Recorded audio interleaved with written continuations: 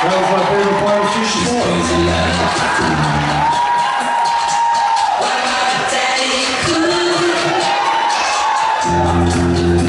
That was a great, it was a perfect moment for you to answer. Okay. That, I knew you were going up to Toronto. Yeah. And I knew that Kripke had some things planned for you. I didn't exactly know what. Right. And you and I hadn't talked about what, and then we did talk about what. And the first thing that Rob said to me was, I don't know if I'm gonna be able to work after this. I'm concerned. And I was like, I'm sure it's fine. I'm sure it's fine. And yeah, like after I played Soldier Boy, like things would be like, people watch the show, it's gonna be big. Yeah, no, it's gonna be great, man. Yeah. It's great, you can have fun, it's Kripke, you know, he builds worlds and these characters, and they're memorable, and it's gonna be so fun. And then I watched the season, and more specifically the episode in which Splinter was in. And then I went, I don't know if Rob's gonna work out here.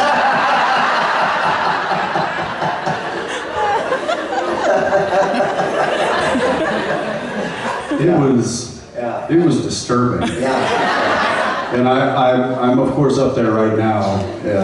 I say up there because Canada is above the United States, so we just refer to Canada as being up there.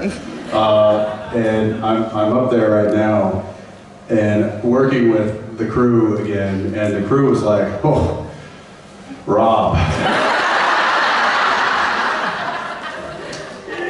That got deep. Pun intended.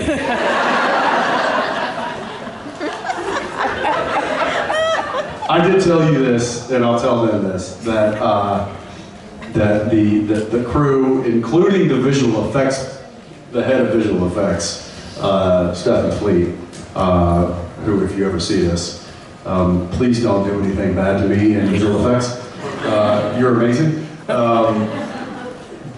All of them said that they sang his praises as to just what a lovely person, what a trooper, what an absolute professional and great human being he was.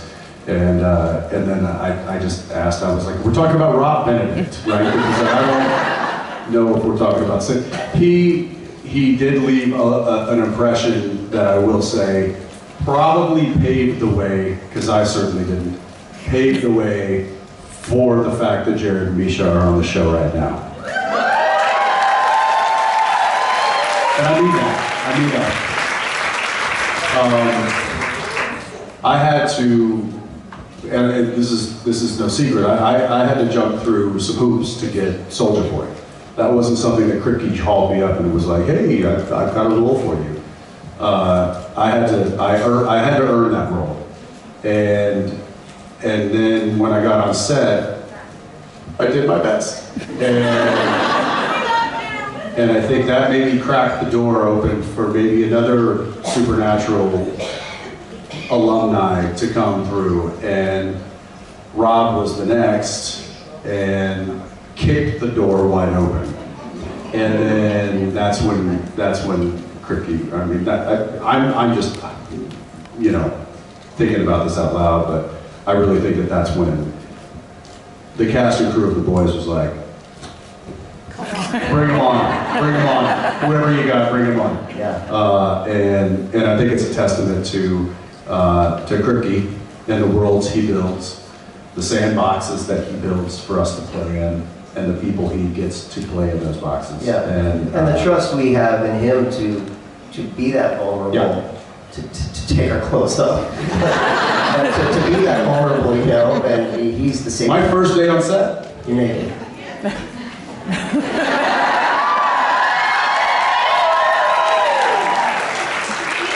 I'm the new guy. And this is what I look like, man.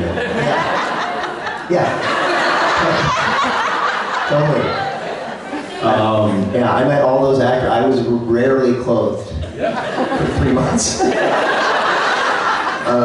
Yeah, no, but you know, and it's true. When we're on set, you know, they they loved what Jensen did so much and loved him and sang his praises, and Supernatural to them is almost like the mothership, because it was, Kripke, from the Kripke verse, it means a lot to them, like Supernatural, so, tell me, and here's the show that I watched, was a big fan of The Boys, so it was funny to be on set, and they're kind of revering you, and then by proxy me, and, the whole show, and so it was pretty cool, just as we're like Kripke's first children. Yeah. From his first marriage. From his first marriage, yeah. So it's kind of cool. But yeah, what's good is that I didn't look like myself. So I think you did. I mean, in what way? If there was someone who's going to be like, well, I'm not going to hire that guy, well, they don't know what I look like. What? He said, I don't think Rob will ever work again. Oh, yeah. But you have. Yeah, I have. You're fine. That's true. I can't say so much for Jared and Misha. No, I mean, what's great about it, honestly, like, for me, is like, it's just fun as an actor, as a character actor, to be able to play so many different looks, so many different people, and so it's like, on the wheel of parts that there are, it's like, well, I hadn't done that, so check, Well, that's, that's a lot of, that's something interesting, because most of audiences of entertainment gravitate generally towards the star of the show or the star of the movie, and sometimes those stars burn bright and die quickly. And there's a massive culture in our industry of journeymen, of people who continually work constantly and fill in all of that supporting aspect of every star. And in my opinion, like, there should be an entire Oscar Awards ceremony for those people, and not just supporting actor.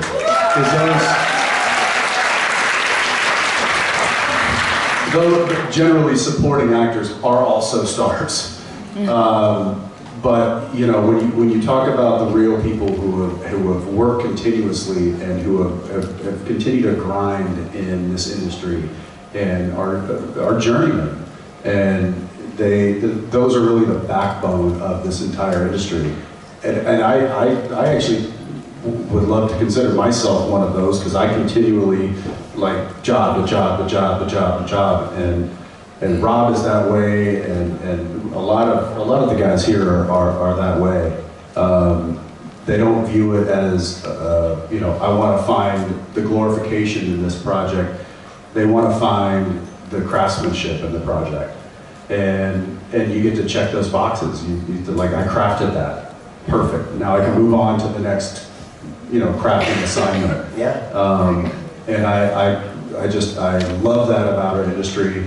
My father was one of those people, and so I always appreciate the people that have continually had a career in this industry that don't get sung praises. Yeah.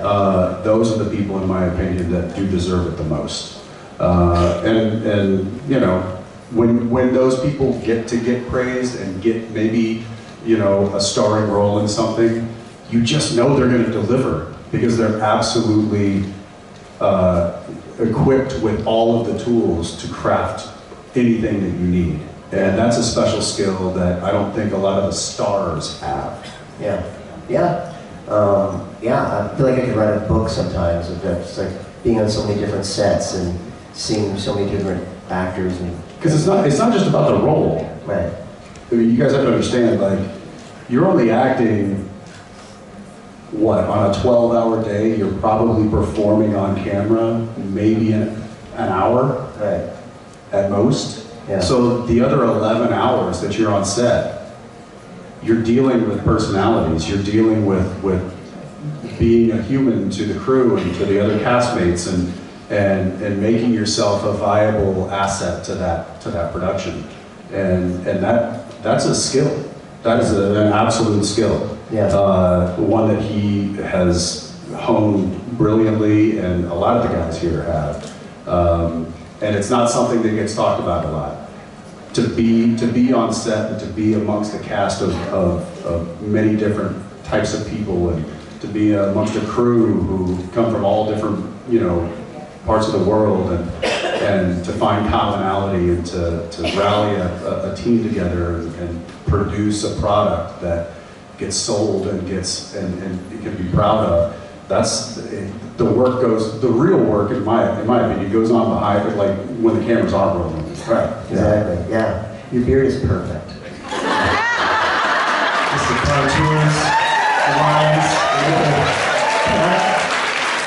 I'm getting this from the sideline, which I think is a tie-in for Get Off the Stage. Oh, I thought we were doing this together. Are we not doing this together? We were, but just for like 5 minutes, I guess. No, I'm going. This is you. Get the fuck out of here. All right. I love you, man.